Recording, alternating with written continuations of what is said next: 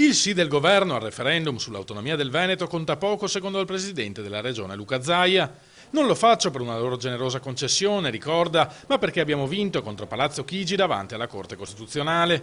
L'impegno è arrivare alle urne entro la fine dell'anno. Si risparmiano innanzitutto un sacco di risorse che sono circa 14 milioni di euro risparmiati per i veneti. Non ne ho mai fatto un mistero, avviso e annuncio che sto per scrivere una lettera da mandare al governo per chiedere che venga messo in calendario il nostro referendum, quello dei veneti, con quello nazionale di Renzi. Una possibilità su cui il governo si è già espresso negativamente. Lo facciano formalmente e lo scrivano nero su bianco, invita Zaia, magari spiegando il perché intendono buttare via tutti questi soldi. Prima di muovermi e decidere di scegliere altre date,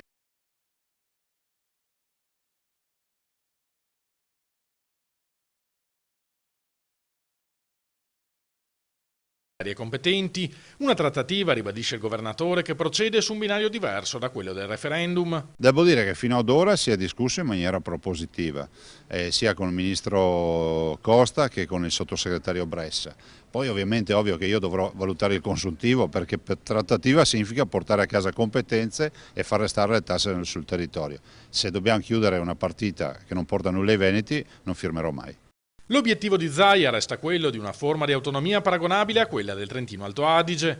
Nella Costituzione, ricorda, non è vietato da nessuna parte chiedere che dopo le parole Trento e Bolzano si aggiunga la parola Veneto. L'attuale Costituzione ci concede 19 materie sulle quali trattare. La futura Costituzione, quella del referendum di Renzi, le 19 diventano 6 materie. Questo la dice lunga anche su come bisogna votare al referendum di Renzi.